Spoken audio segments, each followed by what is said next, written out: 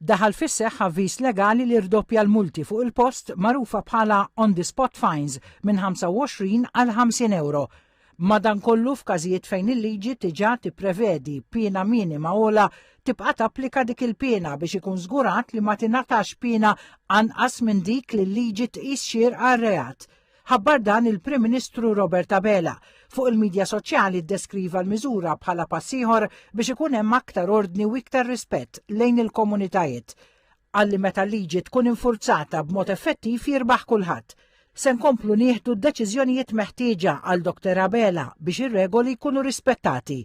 Il-Ministru għall-Intern Glenn Bedingfield spjega li skont il-pena minima applikabbli għal kull reat f'ċertu każijiet il-multa se tirdoppja waqt li f'oħrajn iż-żieda tista' tkun sa 7 darbiet.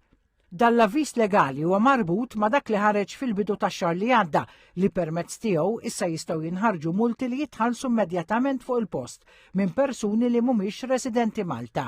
Dawn il-multi jkopru reati minuri u kontravenzjonijiet. Jekk persuna ma tħallas il-multa jinżammilha l-passaport jew id-dokument tal-ivvjaġġar. Il-Ministru għall-Ġustizzja, r-Riċerka u l-Innovazzjoni Clifton Grima għall-rispett lejn ir-residenti jiġi l-ewwel u qabel kollox.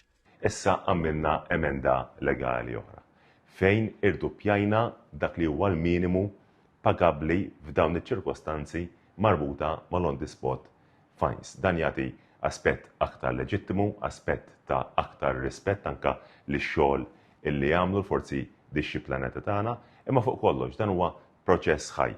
U allura bl-istess mod illi rajna din l-evoluzzjoni ħankomplu nsegwu, ħankomplu nagħmlu l-evalwazzjoni tagħna u propju nkunu pronti sabiex jekk hemm bżonn iva nkomplu nagħmlu dawk l-emendi kollha neċessarji sabiex ir-residenti jingħataw serħan il-moħħ.